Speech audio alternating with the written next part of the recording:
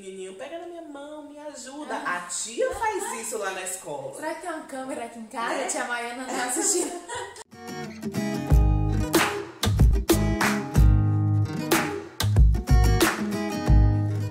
Oi, meu povo, tudo bem com vocês? Hoje nós temos o prazer de receber uma convidada especial que nós trouxemos lá do colégio onde Léo estuda para tirar muitas dúvidas que vocês têm e para nos ajudar aí nessa rotina de volta às aulas.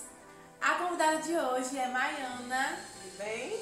Quero agradecer, Maiana, por aceitar o convite para vir tirar nossa dúvida, aproveitar. Está de férias, né? Tô de férias. Tirar um tempinho das suas férias para nos atender.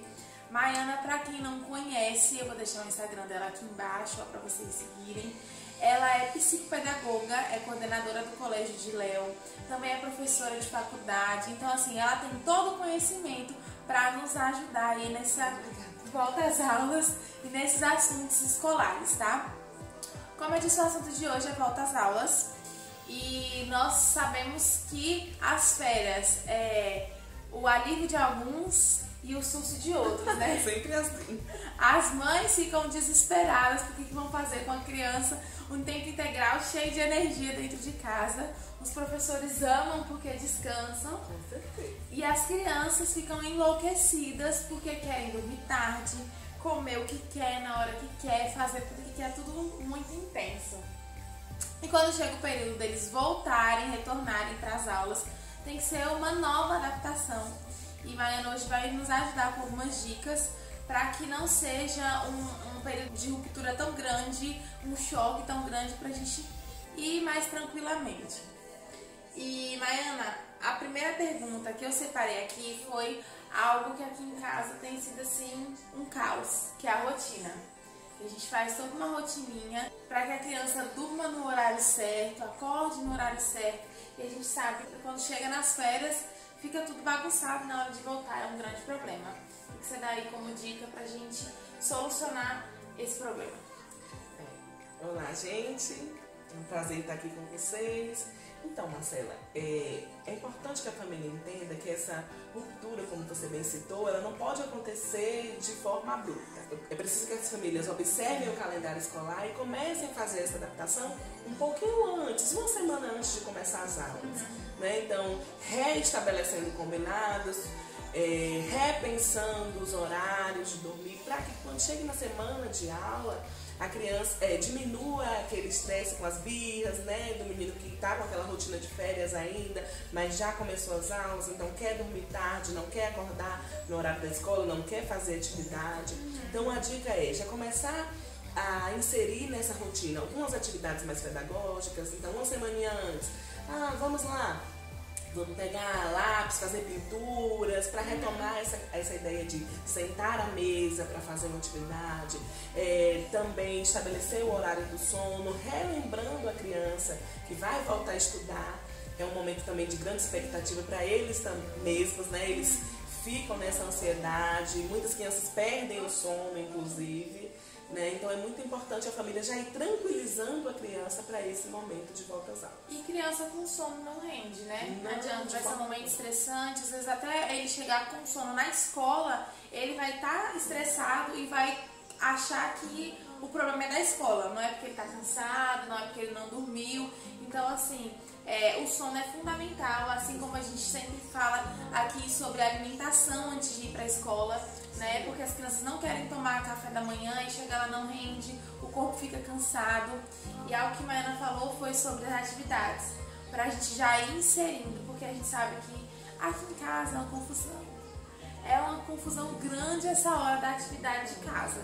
Então, essa rotininha que uma vez, eu não sei se eu conversei com você, com quem foi que eu conversei, sobre a rotina de voltar, de determinar um lugar, algo assim, para voltar e ser um momento mais tranquilo. Provavelmente foi no programa de gerenciamento de estudos que a escola tem.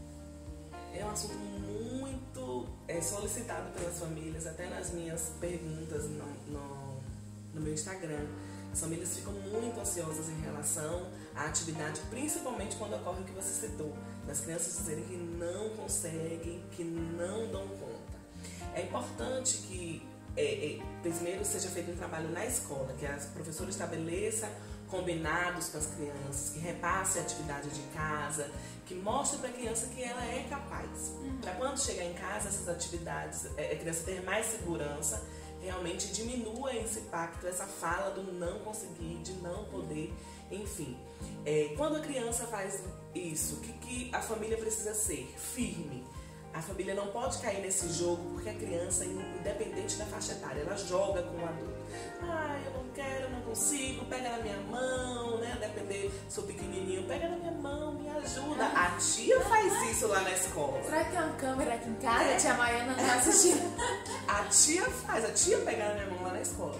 Então, quando a gente sabe que isso não acontece, então precisa haver essa comunicação da família com a escola, para entender o que a criança já faz sozinho na escola. Então, se já faz sozinho na escola, é porque em casa também consegue.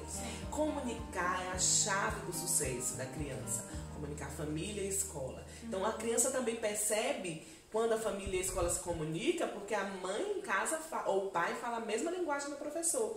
Olha, João, eu conversei com sua mãe, disse que você já está sabendo fazer tais coisas. Então, chega em casa, não tem como ele dizer, eu não sei fazer. Não sei fazer. É complicado, eles tentam o tempo inteiro passar a perna na gente. Quer ver eu falar, Leonardo? Eu vou mandar aqui na agenda, explicando para a professora, não precisa.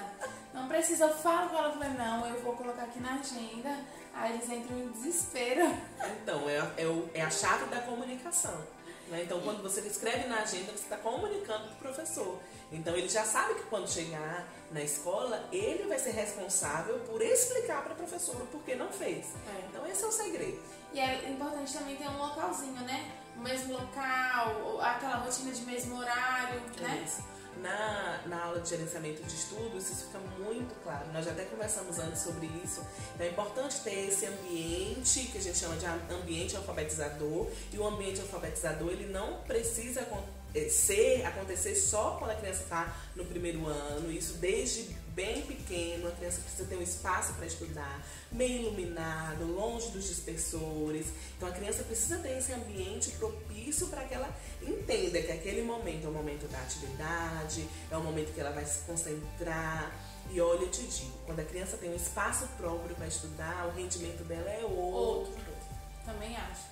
E nessa volta às aulas, a gente sabe que tem algumas crianças que vão para uma escola nova, onde não conhece necessariamente a escola, os alunos, a professora, e é um desafio muito grande. O que você nos aconselha para não ser um choque tão grande? Porque às vezes até na mesma escola, só que é uma professora nova, são coleguinhas novos, tudo diferente. Eles sempre têm um choque muito grande. O que você aconselha para essa situação?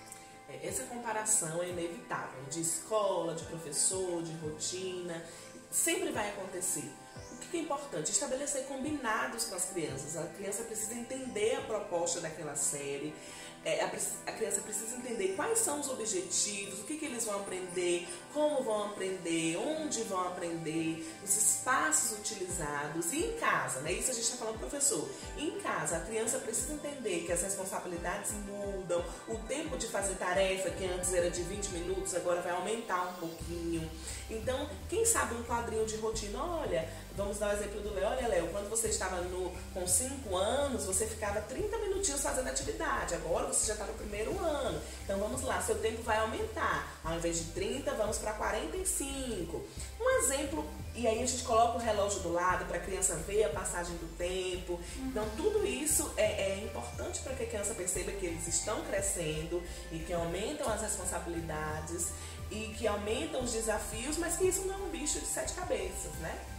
E criança gosta de desafio, né? A gente tem que falar na linguagem deles, que daí eles acham super legal.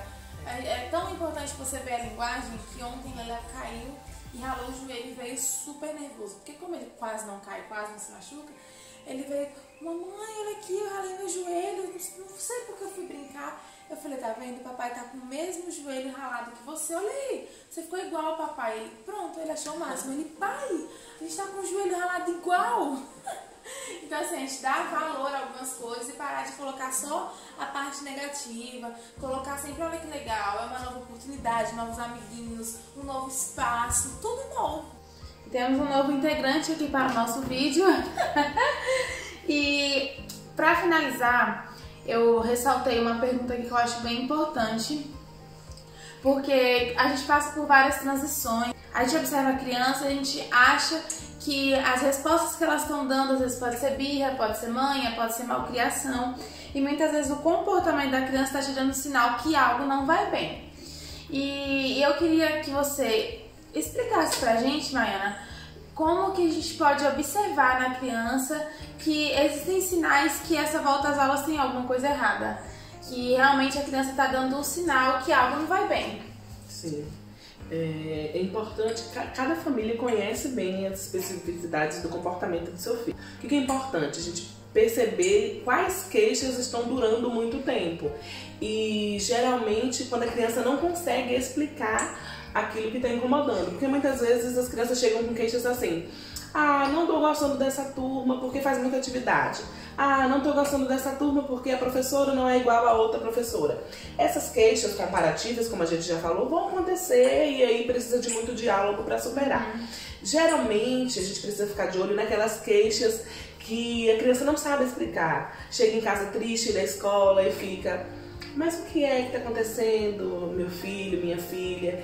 E a criança não sabe, mas fica irritada na hora de ir para a escola, fica irritada quando chega da escola, geralmente não conta uma novidade ou não diz algo que foi bacana na escola. Então esses sinais a gente precisa ficar alerta sim, comunicar à escola e estabelecer um diálogo com o professor, com o coordenador, para que a criança possa perceber que ela tem um suporte emocional também nesse processo de adaptação.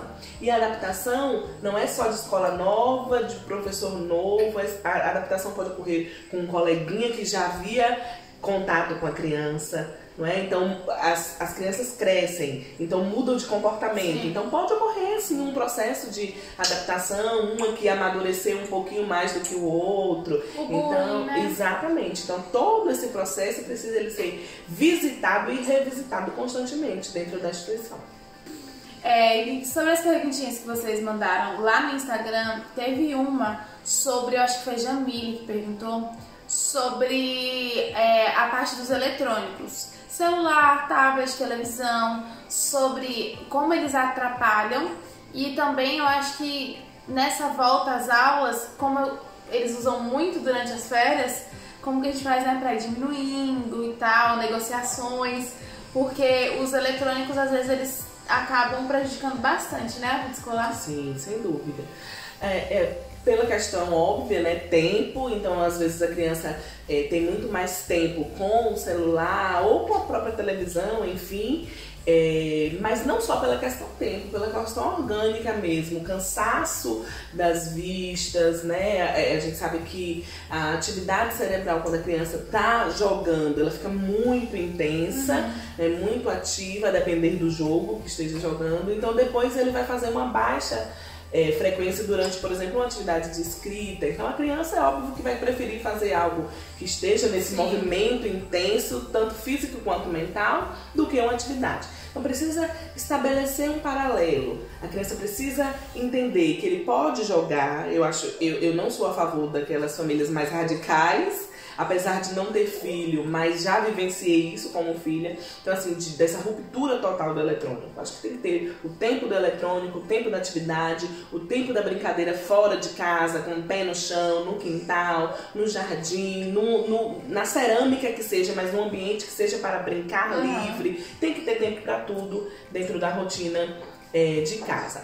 Uma coisa bacana, que eu sempre dou de dica no consultório, é que a família alie o eletrônico, que tem o teor mais pedagógico, com o jogo da criança, que a criança quer jogar. Então, assim, deixar no celular alguns jogos que são mais pedagógicos mesmo, você pesquisa e tem uma infinidade de jogos, então você pode fazer uma mescla. Criança em processo de alfabetização, então cruzadinha, caça-palavras, deixar no celular da criança esses jogos e aí estabelecer, olha, você vai jogar o seu jogo favorito, mas antes nós vamos jogar 15 minutinhos desse jogo aqui, pedagógico. Então você joga com seu filho, deixa ele mais 15 minutinhos, 30 minutinhos, enfim, a depender de como vocês enquanto família se organizam, e a criança joga o jogo que ele quer jogar. Então você tem aí um tempo de eletrônico, mas que você uniu a parte da estimulação cognitiva, né, do fazer atividade, do pensar logicamente, organização de estratégia.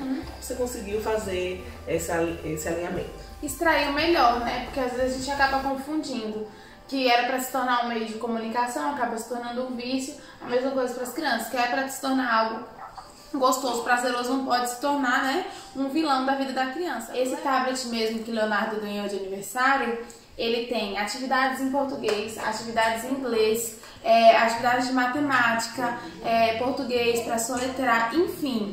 Ele é um brinquedo educativo. Então, assim, aqui, eles sabem que as crianças gostam de tecnologia, então aqui a criança vai conseguir autonomia para ela poder ir aprendendo, porque você do lado, você vai ensinar. Sim. Mas ele mesmo, ele vai conseguir. Isso aqui, no dia que Léo ganhou, foi uma briga. Todas as crianças queriam ficar com o tablet.